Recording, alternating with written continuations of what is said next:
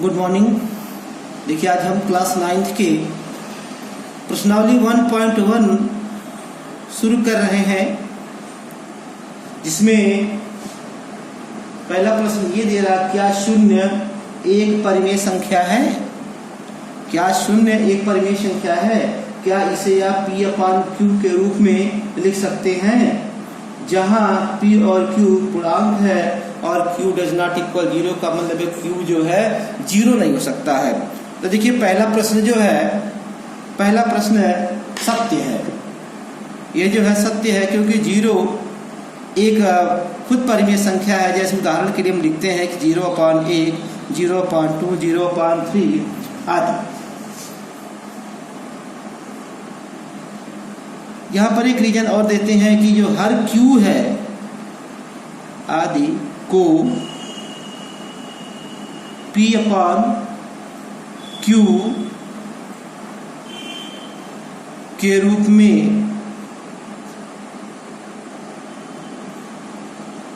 लिख सकते हैं,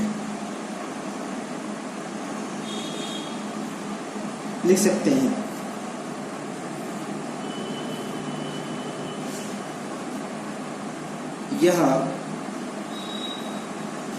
Q does not equal 0।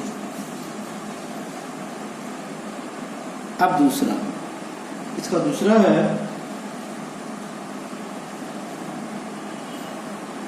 दूसरा क्वेश्चन नंबर 2। 3 और 4 के बीच 6 परिमेय संख्याएं ज्ञात कीजिए। 3 तथा 4 के बीच 6 परिमेय संख्या।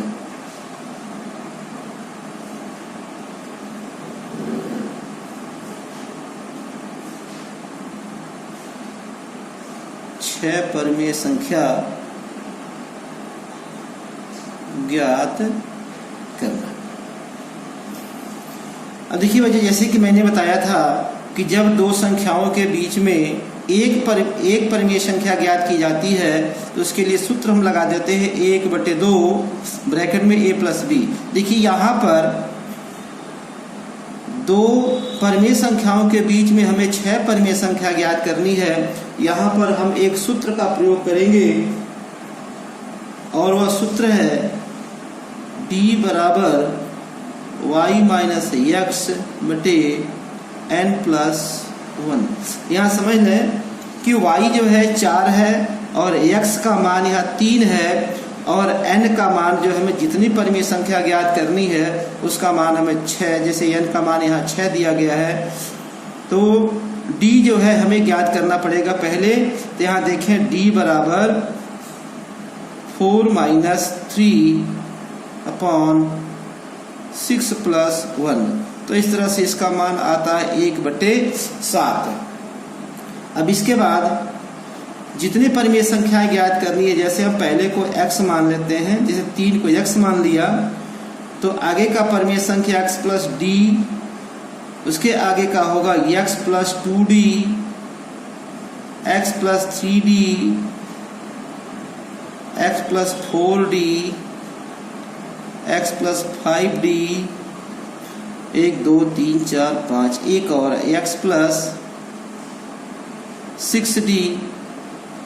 तो 1 2 3 4 5 6 परिमेय संख्या हो गई। अब इसी में हम इसका वैल्यू रखते चले जाएंगे। तो पहले x + d देखते हैं। x + d = x का मान देखिए यहाँ पर 3 है और d का मान 1/7 है। तो ये हो जाता है 7 या 21 + 1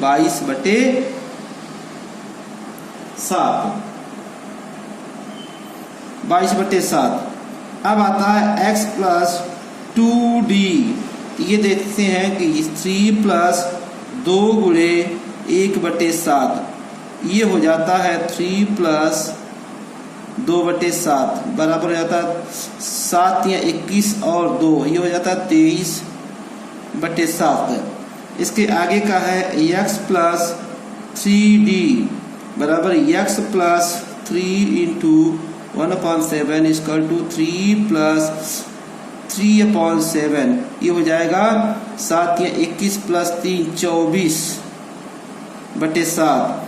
फिर आगे है x प्लस 4d बराबर 3 plus 4 into 1/7 equal to 3 plus 4/7 equal to 25/7। फिर x प्लस 5d बराबर 3 प्लस 5 इंटू 1/7 बराबर 3 प्लस 5/7 इक्वल टू 26/7। फिर लास्ट है x प्लस 6d, तो 3 plus 6 into 1/7 equal to 3 plus 6/7। यहाँ 7 या 21 प्लस 6 यानी 27/7। इस तरह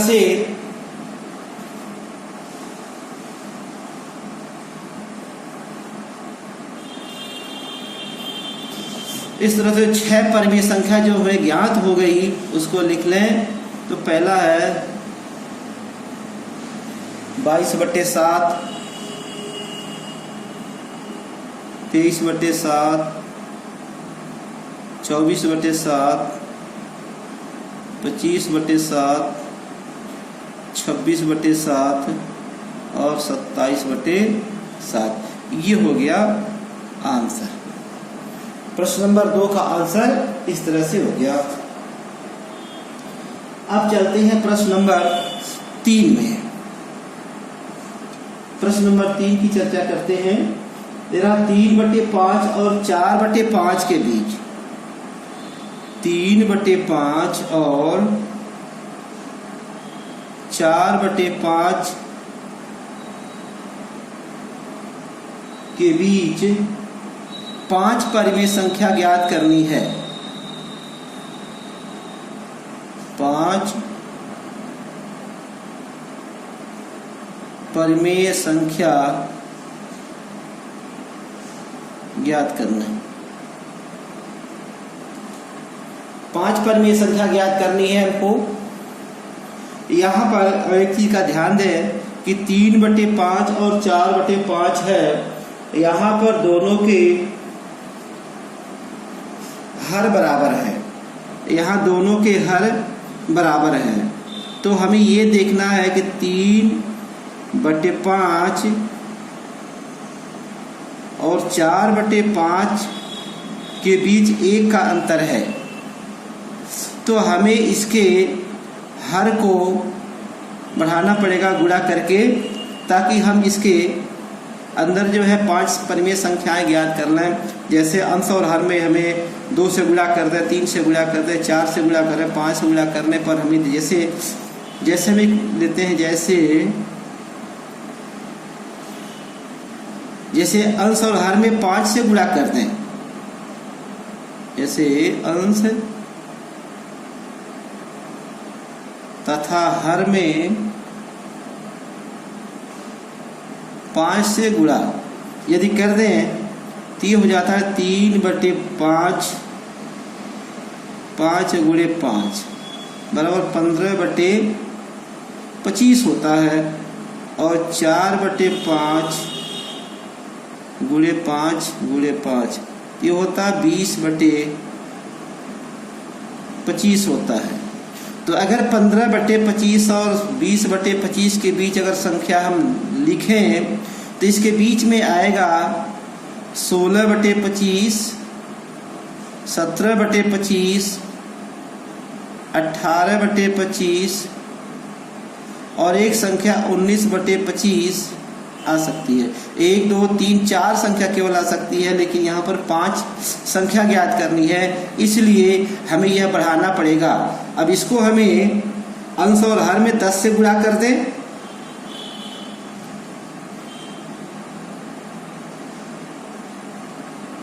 अंश तथा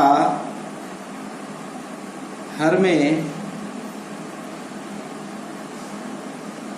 10 से गुणा, तो 3/5 गुणे 10 गुणे 10, ये हो गया 30/50। और दूसरा है 4/5 गुणे 10 गुणे 10, और ये हो जाएगा 40/50। अब 30/50 और 40/50 के बीच हम 5 क्या करीब 8 परिमेय संख्या, 8 या 9 परिमेय संख्याएं हम लिख सकते हैं, लेकिन हमें 5 ही लिखना है।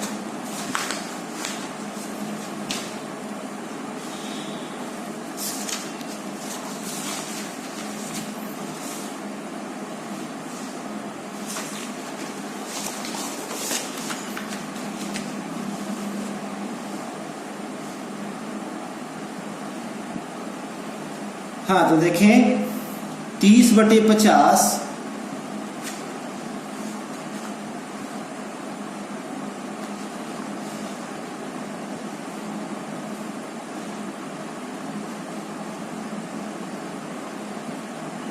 30/50 तथा 40/50 के बीच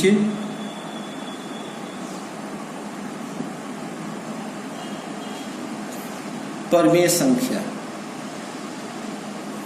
तो यह हो जाएगा 31/50, 32/50, 33/50, 34/50 और 35/50।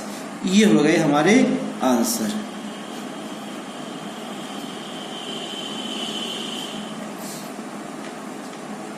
अब प्रश्न नंबर 4। अब प्रश्न नंबर 4 में देखते हैं नीचे दिए गए कथन सत्य है या असत्य है, कारण के साथ अपने उत्तर दीजिए। नंबर 1, पहला प्रश्न है प्रत्येक प्राकृत संख्या एक पूर्ण संख्या होती है। तो प्रत्येक प्राकृत संख्या एक पूर्ण संख्या होती है। हमने पहले जब पूर्ण संख्याओं की जब परिभाषा बताए थे, जो प्राकृत संख्या होती है जिसे हम गिनते हैं, जिसमें किसी वस्तु को गिन सकते हैं, जैसे 1 2 3 4 5 6 7 तक सभी प्राकृत संख्या होती है। जब इसके साथ 0 मिला लेते हैं तब यह पूर्ण संख्या हो जाती है।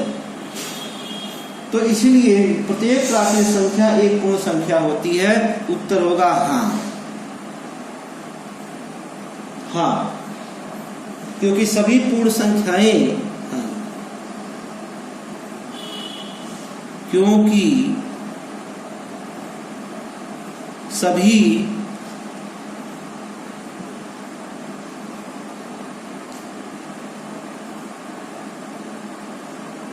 पूर्ण संख्याएं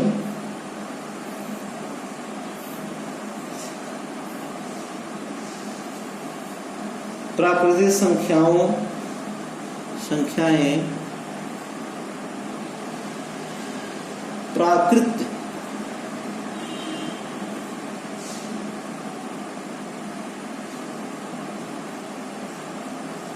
प्राकृत संख्याओं का संग्रह होता है, का संग्रह है।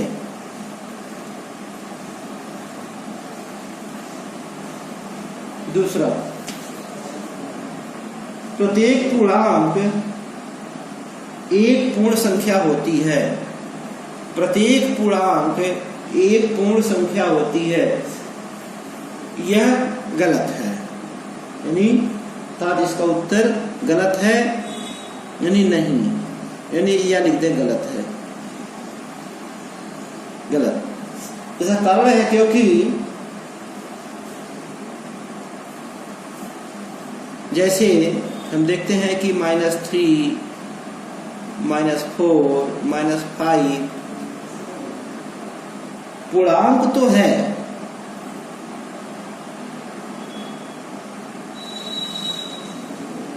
पूर्णांक तो है, परंतु पूर्ण संख्या नहीं है।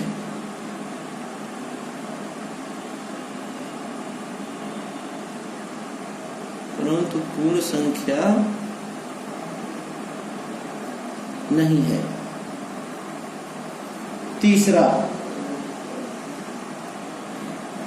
प्रत्येक परिमेय संख्या एक पूर्ण संख्या होती है। तो प्रत्येक परिमेय संख्या एक पूर्ण संख्या होती है, ये गलत है।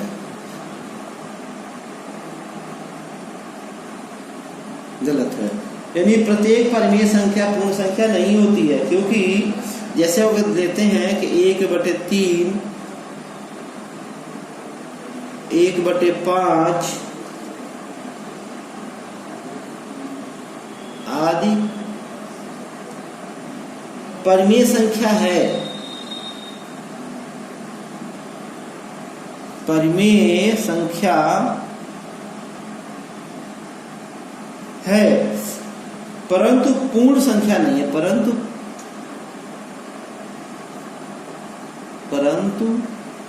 पूर्ण संख्या नहीं है।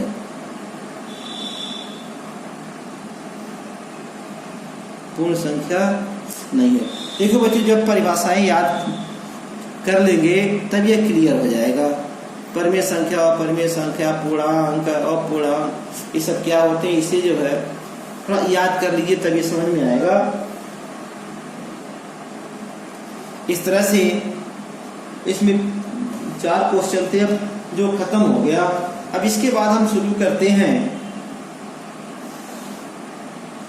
अपरिमेय संख्या। और परिमेय संख्या के बारे में थोड़ा देख लीजिए। तो पहले अपरिमेय संख्या,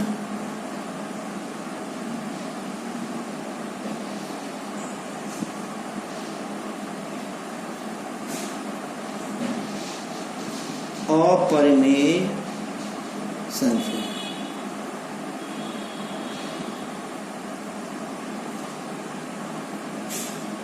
इरेशनल नंबर।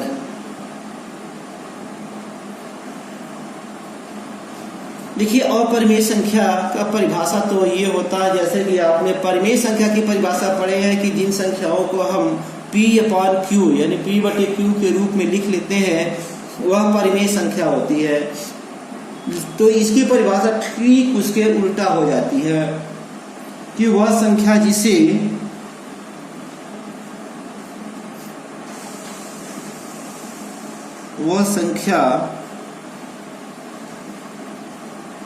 जिसे P/Q के रूप में नहीं लिखा जा सकता है।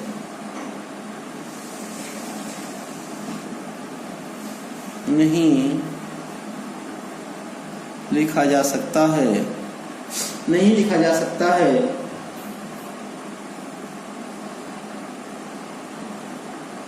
वह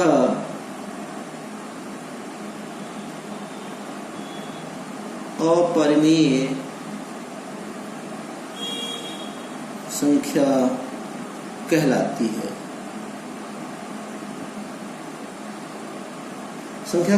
है। अब यहाँ देखिए P तथा Q क्या है, यहाँ P, यहाँ P तथा Q पूर्णांक है।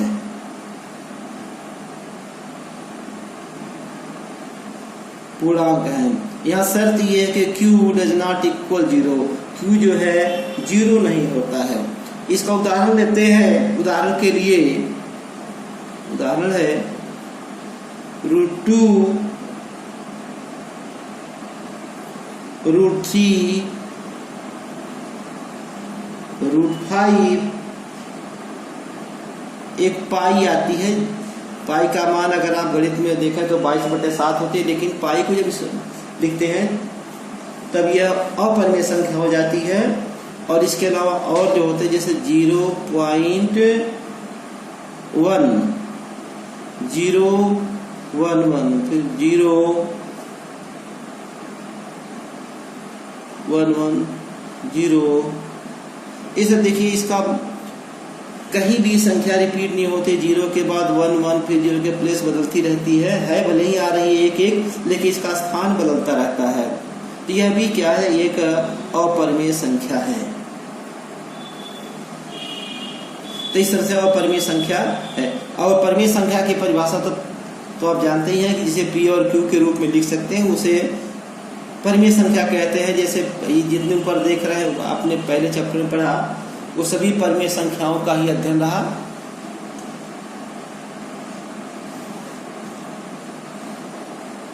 अब इसके बाद आते हैं,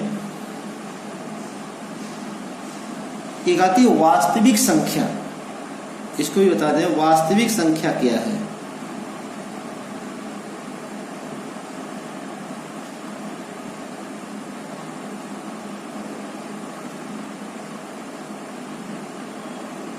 रियल नंबर।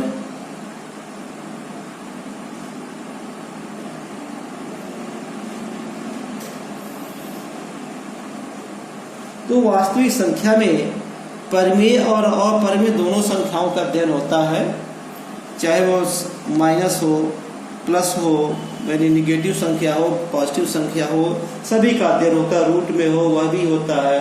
तो इसलिए इसकी परिभाषा ये बनाई गई है कि एक साथ ली गई सभी परिमेय संख्याओं को एक साथ ली गई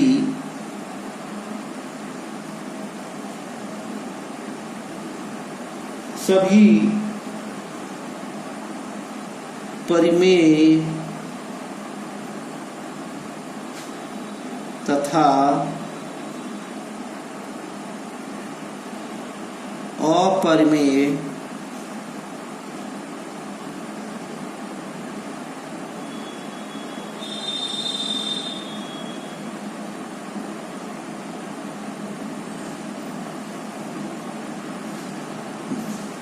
परिमेय तथा अपरिमेय संख्याओं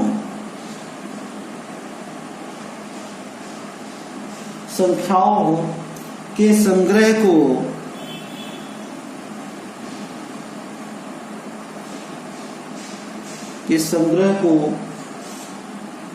वास्तविक संख्या कहते हैं। वास्तविक संख्या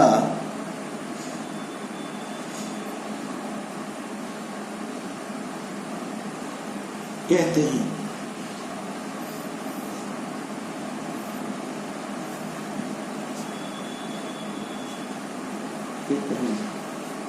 तो इस तरह से ये वास्तविक संख्या का उदाहरण हो गया, जैसे 1, 2, -3, -4, 0, √2, -1/3 इत्यादि। इस तरह से आप संख्याएं तमाम होती है।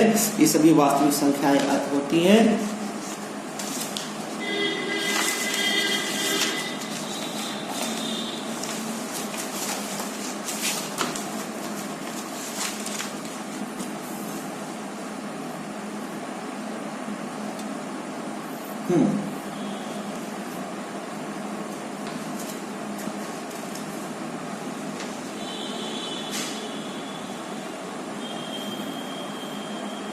इसके बाद आता है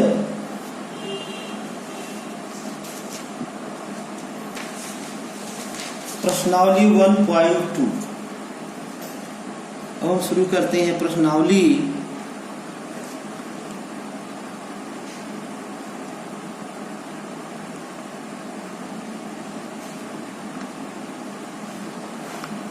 (1.2)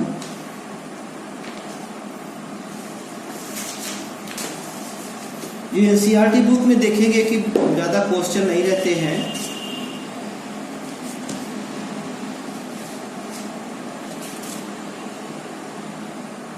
अब देखिए इसमें पहला क्वेश्चन, इसमें ऑप्शन है असत्य असत्य बताना है, कि कारण देना है। इसे पहला प्रश्न है, पहला प्रश्न का पहला ऑप्शन है प्रत्येक अपरिमेय संख्या एक वास्तविक संख्या होती है। तो यह प्रत्येक अपरिमेय संख्या एक वास्तविक संख्या होती है। जैसा कि वास्तविक संख्या की परिभाषा में भी मैंने बताया कि परिमेय और अपरिमेय संख्याओं के संग्रह को वास्तविक संख्या कहते हैं। इसलिए यह सत्य है।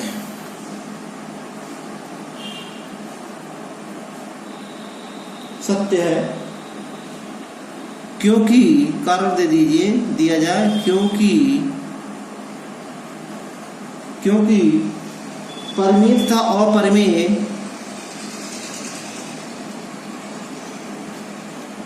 परिमेय तथा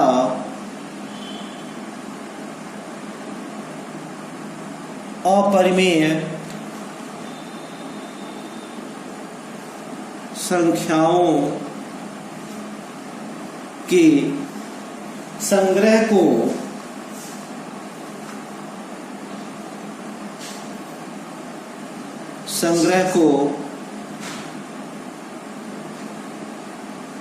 वास्तविक संख्या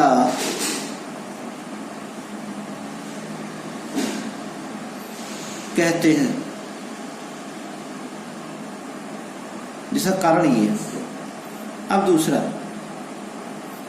प्रश्न है कि संख्या रेखा का प्रत्येक बिंदु रूट m के रूप का होता है जहां m एक प्राकृतिक संख्या है, तो यह असत्य है।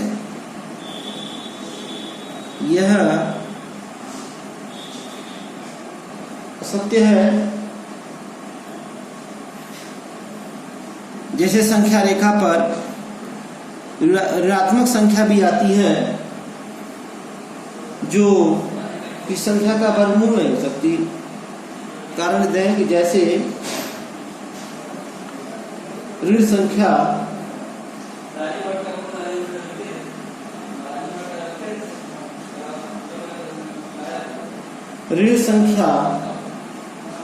किसी प्राकृतिक संख्या का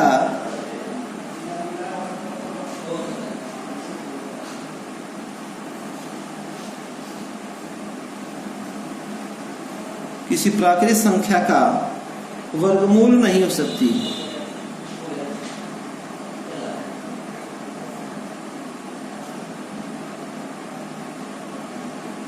वर्गमूल नहीं हो सकती। इसका तीसरा प्रश्न है, प्रत्येक वास्तविक संख्या एक अपरिमेय संख्या होती है। यह भी असत्य है। असत्य है।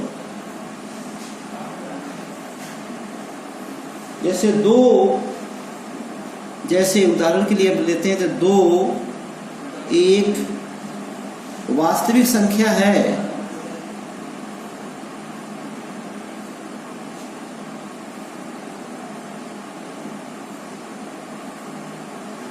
वास्तविक संख्या किंतु अपरिमेय नहीं है। किंतु अपरिमेय नहीं है।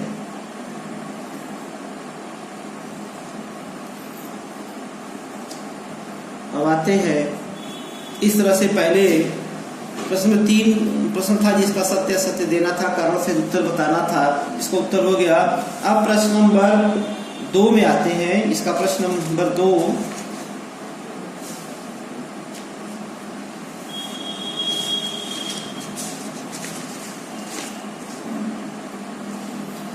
क्या सभी धनात्मक प्रश्न नंबर 2, क्या सभी धनात्मक पूर्णांकों के वर्गमूल अपरिमेय होते हैं? यदि नहीं तो एक ऐसी संख्या के वर्गमूल का उदाहरण दीजिए जो एक परिमेय संख्या है। तो इसका उत्तर होता है नहीं। जैसे इसका उदाहरण देखा जाए, जैसे √4 एक धनात्मक पूर्णांक संख्या है जिसका वर्गमूल 2 हो जाता है, जो एक परिमेय संख्या है।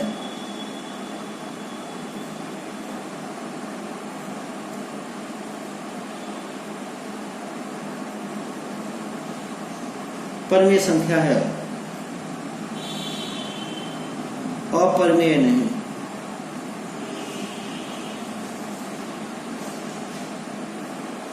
परिमेय नहीं है।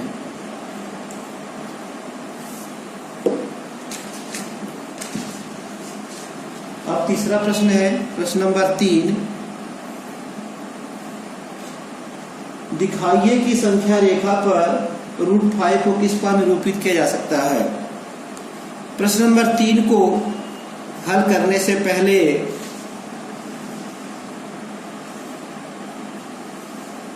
पहले एक सवाल हम बताएंगे कि √2 को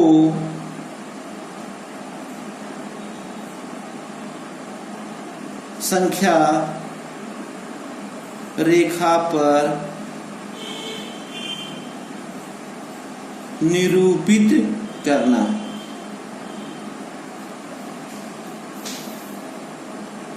संख्या रेखा पर निरूपित करना। देखो बच्चों, पहले एक हम स्ट्रेट लाइन खींच लेते हैं, इस पर एक बिंदु लेते हैं। अब इस बिंदु पर एक हम परपेंडिकुलर लाइन यानी लंब रेखा खींचते हैं, जिसको हम 1 सेंटीमीटर या 1 मीटर मतलब 1 इकाई मान लेते हैं, 1 इकाई मान लेते हैं। उसके बाद हम इस पर लेते हैं आधार रेखा पर भी 1 इकाई की रेखा खींच लेते हैं। इसका नाम दे दिया 0 AB। AB को मिला दिया जाता है, सॉरी यहाँ पर आ गया, AB को मिला दिया, हम इस बिंदु को लेते हैं B, AB को मिला दिया गया। अब यहाँ पर देखते हैं AB का मान क्या होगा। जैसे हमने लिया AO बराबर 1 इकाई और OB बराबर 1 इकाई, ये भी लेते हैं। अब हम AB का मान किस तरह निकालेंगे, हमें पाइथागोरस प्रमेय से इसको हल करना पड़ेगा। जैसे AB² बराबर AO² प्लस OB²। यहाँ पर AO² 1 का वर्ग प्लस OB² 1 का वर्ग, तो ये 1 प्लस 1 AB², इसलिए AB बराबर हो जाएगा 2, तो √2 हो जाएगा। अब ये तो इसका मान जो हो जाएगा √2 इकाई हो गई। अब यहाँ पर B को हम प्रकार की सहायता से BA दूरी लेकर के एक हमें वो खींचते हैं,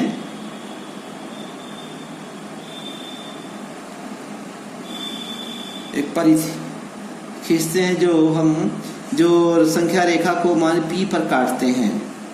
तो यहाँ पर BA बराबर BP, अतः जो BP बराबर √2 इकाई हो जाती है। इस तरह से हम √2 संख्या रेखा पर खींचते हैं। इसका आप प्रयास करेंगे, अभ्यास करेंगे। पहले यहाँ तक आज रहने दे रहे हैं, फिर आगे बताएंगे संख्या रेखा पर √5 को किस प्रकार व्यक्त करेंगे। बस यही समाप्त करते हैं। आप इसको अवश्य प्रयास करेंगे, किताब में देख लीजिएगा। √2 का मान हम इसका वो दे रहे हैं, होमवर्क एक, या होमवर्क है कि √3 को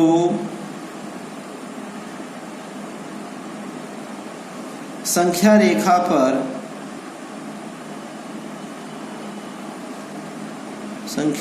पर प्रदर्शित कीजिए। बस यही समाप्त करते हैं। इसको आप जो है मेहनत से पढ़िएगा और नोट्स बनाते जाइएगा।